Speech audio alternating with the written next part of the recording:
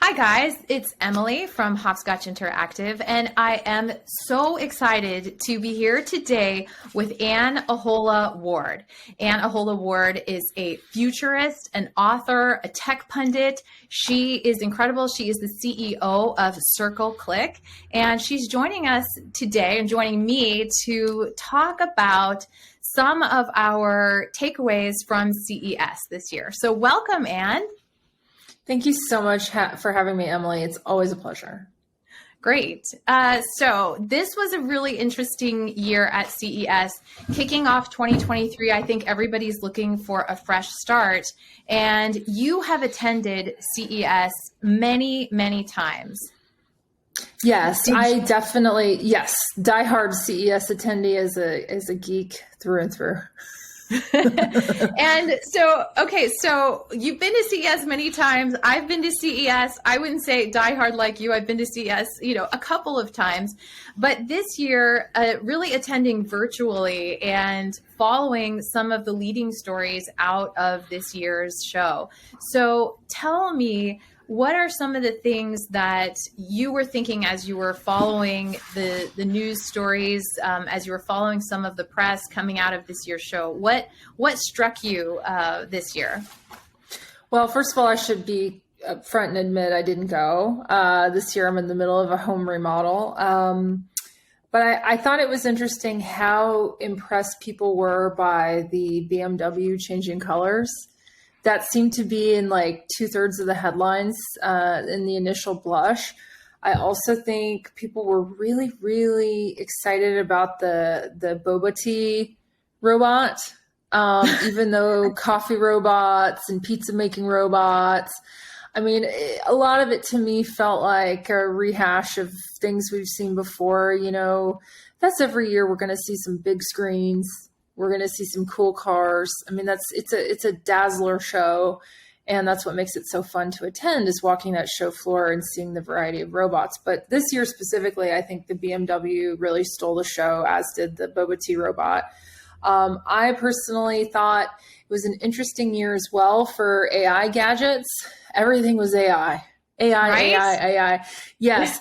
And I mean, and there's a reason for that, because we are entering a kind of a new fun phase of AI as an industry and, technology and outside, in that we're going from structured AI, which is what most people are more familiar with, like chatbots from customer service, or, you're on a website, hi, can I help you? And there's like canned answers.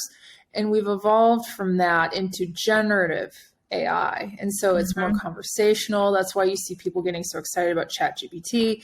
And so we're in a natural state of evolution, but we're seeing that now as it meets consumer products. So, I think where it was really interesting was in, caring for children.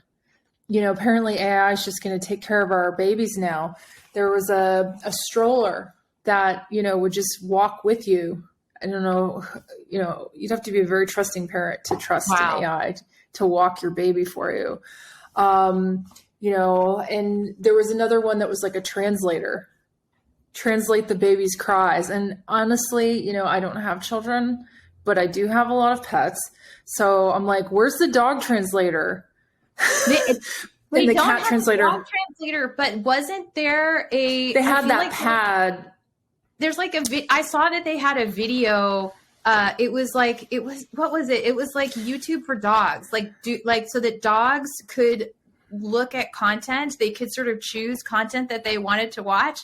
I'll have to find it and send it to you, because it was along those lines of, right, like when does it come to pets? And I saw also on AI, I saw the one where you were talking about, where it was babies recognizing their cry. And then I was following the comments on that one, because I have a couple kids, and I was like, well, there's really only 3 reasons, right, that they cry. Like they're hungry, they're tired, or they're uncomfortable. And so, if you take away those 3 things, then usually they just kind of need to go to bed, and or take away those things and they need to go to bed. But I thought it was amazing that, we're applying AI in so many of these consumer products as well. I feel like this is the thing that always ends up happening, is that it's like, of all the things they could show, like mobility, and they could show how we're helping elders or how we're helping, with education. And then they end up showing things like toilets. And that ends up sort of taking the lead in a lot of these stories. And I just sort of laugh about it, because it just ends up being this thing where it's like, whatever the weird combination is, always ends up being the thing that gets the headline. Right. What is the most extreme version of this, or the weirdest? That's why it was, car changing colors and a robot that makes boba tea.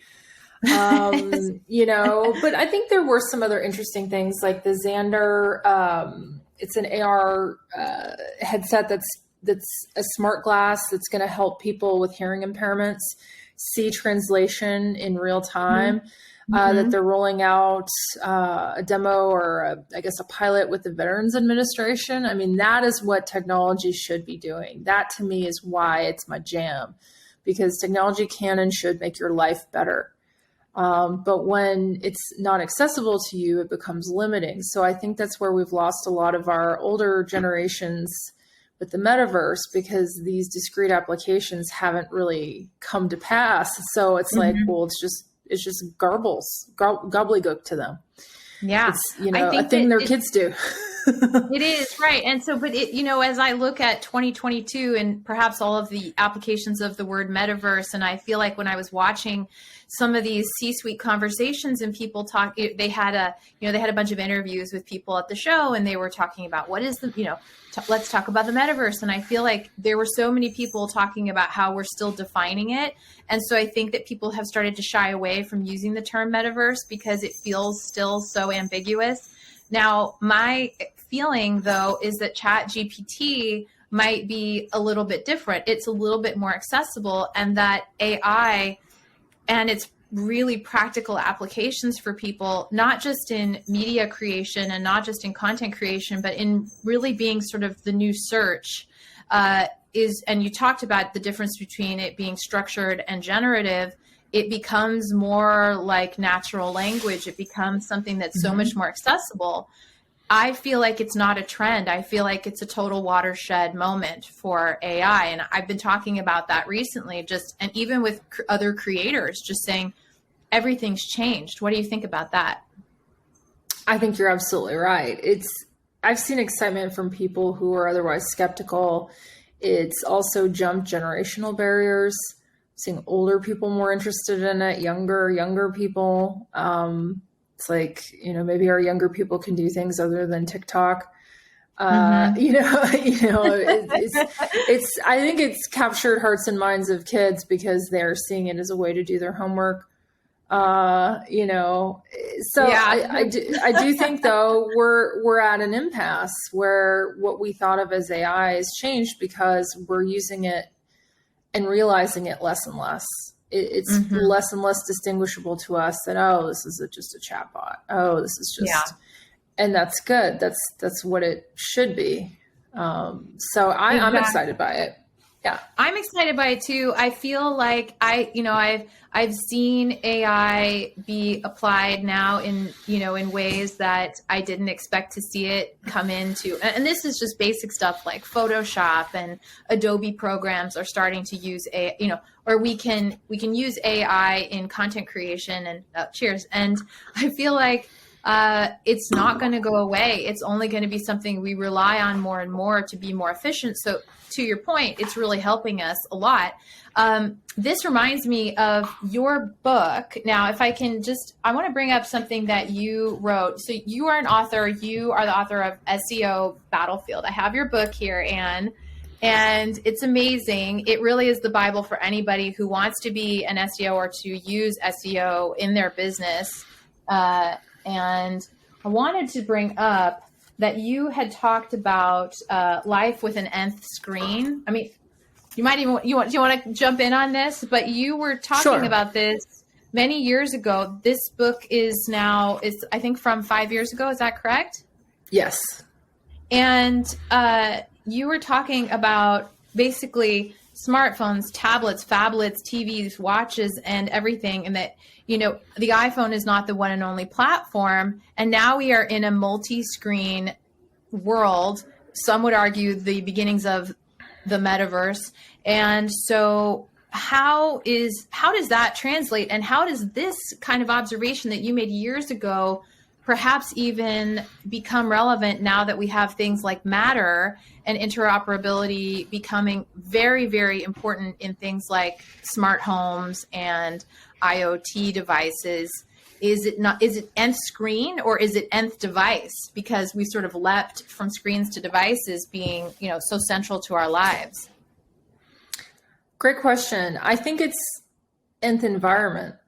There's infinite virtual spaces. There's infinite connected devices, right? And so Matter, which is formerly the Zigbee Alliance, which is where some big tech companies, FANG companies, came together and said, hey, we should probably do something about this. But it actually takes me way back to my early career when I first learned of the whole concept of standards and open source. I was working for a touchscreen company, and I learned about ISO compliance, which, is one of the first really born of one of the worst industrial accidents in like modern history, where like 4,000 people died in India because the pipe fittings led to a gas leak. And so all these people died because there were no standards. And so ISO 9000 came of that. I don't think anything quite as directly dramatic will happen as a result of like your home devices not working. But I mean, the potential is there for bad things to happen. Also, a lot of waste. I mean, there's a reason that, Europe has forced Apple to adopt, same standards as other companies, because think about the amount of waste that's happening because you have to buy a new set of cables and a new phone charger and a new car charger for every phone you buy. There are certainly better ways for us to be operating. And so by establishing an open source standard, it allows IoT devices to have a common language. It also reminds me in college when, Apple had Apple Desktop Bus, ADB standard, where Apple keyboards could only plug into Apple monitors, right? Or devices. And then because of gamers, USB, I think it was gamers really pushed it through, USB devices became, and then those standards were adopted. And so everybody could use different stuff with different things. I will say, haven't used a lot of USB stuff with my Apple products lately, but the concept carried through, I think, to a lot of tech gadgets. So now we just need that to continue with smart home and other places where, your real life meets safety, meets privacy. You should have a little bit more control and guarantee that if you want to change one device in your home network, and you're not going to have to throw everything out. That's just wasteful. I think so. I think as a consumer, I didn't know all that, especially about what happened in India, but I could see how those are sadly the things that happen and that motivate us as a society to make these kinds of changes. And I know that also from the consumer standpoint, there is apprehension when you want to invest several $100s, maybe several thousands of dollars into upgrading your home to be perhaps a smart home, or, you are making these investments in your environment and you just want it to work. Like nothing ever became a super huge successful product when it was a really hard thing to use. I mean, maybe with the exception of the original personal computers, I don't know. But if you're not able to do it, and this speaks to what you were saying before about perhaps older generations or it being something that's accessible to all people, it really has to be simple enough that, and something that even if I'm not there, I could maybe call my mom and help her fix something, and know that I understand how to fix it even from afar, and just say, here, Mom, it's just like the one I have. Let's do it together and help her out. Right? Not that my mom couldn't do it, but theoretically, you know what I mean? So I do. Those are the things that I feel like will help adoption. And, I've been a big advocate of standards as well for a long time. One of the things, though, that we continue to see, of course, is the proliferation of gaming seeming to be this thing that pushes the industry forward. And I felt like this year I was watching like the Sony press conference, and they were talking about virtual production, and they were talking about, all these cameras that they are coming out with, and their new PlayStation VR 2. And it seemed to me that the big companies are thinking ahead of time, look, all of these divisions that we have are going to support each other in their technologies. And companies like Sony have also been sort of like, this is a walled garden. This is all Sony, this is housed under Sony. This is all Sony. There is that competition factor. But, maybe we are reaching a point where companies are trying to expand the way that they think because they want to appeal to consumers more. Absolutely. Yeah. I mean, gamers have given us so many advancements in technology because they're just so impatient. They're so impatient. Yes, they're so impatient. Exactly. They're so impatient. But, I think something else that kind of caught my eye that was like a full circle moment for me from CES this year was Aroma Join. Did you see that? No, tell me, Aroma Join, is that some scented thing? Yes. So I remember, and this was maybe high school, college, there was this like campy movie called Polyester with Divine, and the original came with scent cards. And it was Scent-O-Vision. And so the movie would reference a number. You'd see a number on the screen, and then you would scratch it and you would smell. And it was a very manual, weird experience. But at the time I was like, that's cool. And I just remember thinking, this could be something. Well, that was 25. We were not going to go into exact dates because I don't. Yeah, it's roughly in the past. Roughly in the past, 5 minutes ago when I was in college. But that to me felt like a full circle moment, because here you are in VR, playing your game, watching your movie, doing whatever you're doing. And they had, I think it was 8 unique scents, but imagine you could combine them. I don't know. I'm a very strong sense of smell. So for me, that would really enhance my experience. I did a demo years ago in the Technicolor office in LA that were these young women and talking about environmental stuff. And they were burning things and, had blades of grass. Yeah. But they were hand doing it and waving it in front of me. But it was so strong that I ended up taking it off and going, oh my God, no one warned me. So I was oh my God, is there a fire? And they're like, no. We just lit a candle and we burnt it out. But so I think the thought of that has been there, but seeing it come full circle in a way that's automated to me was really interesting because, and I think Jackie Morey actually had a device she came up with years ago. Jackie Morey, who's a OG VR maven, had a necklace where things could be. But I think we're at a point where people, I'm sorry, I'm kind of ranting here, but I think we're at a point where people might be ready for that kind of experience. They totally are. One of the ones that caught my eye, and it's exactly along these lines, is so there is a company called Helium, Healium, which is it's a biofeedback app, and it's both. It's basically your iWatch paired to your phone and to experiences on your phone or in VR, and so you can have the experience of using Helium to go through meditations and to try to reduce stress.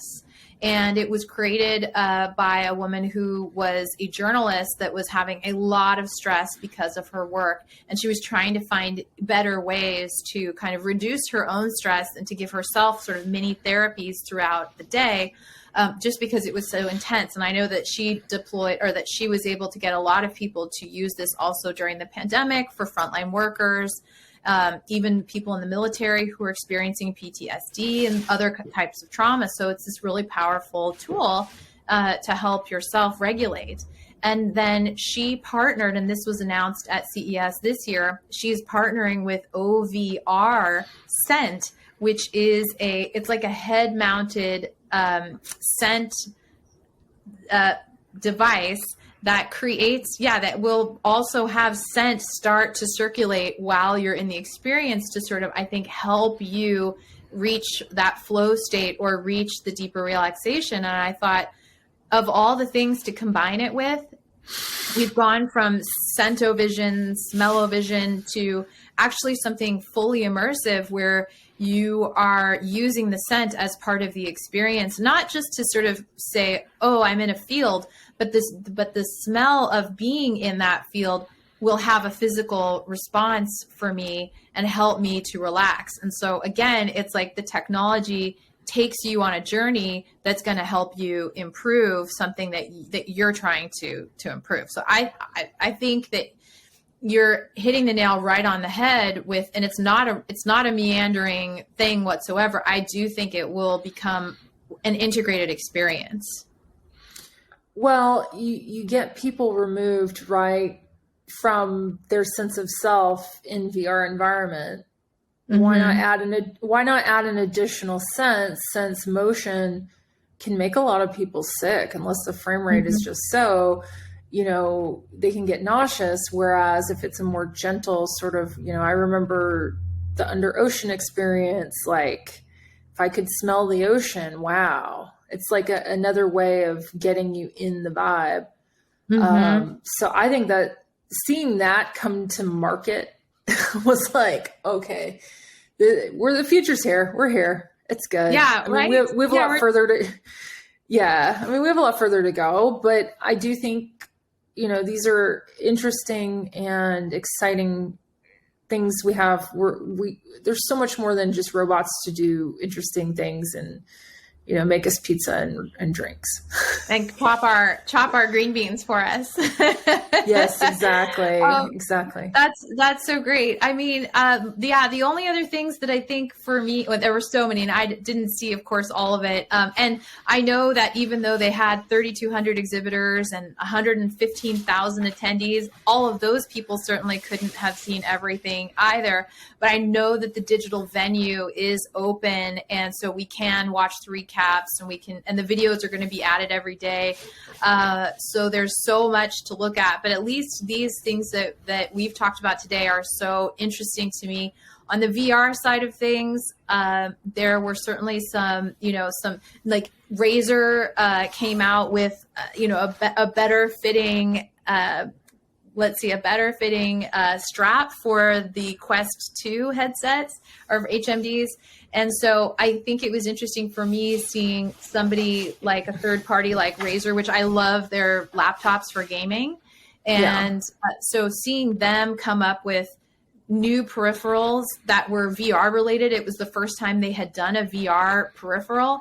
I was like, wow, that's new, and that's a direction I didn't anticipate seeing, but it makes so much sense because I think as gaming has become sort of one of these standard, but it's a huge form of entertainment.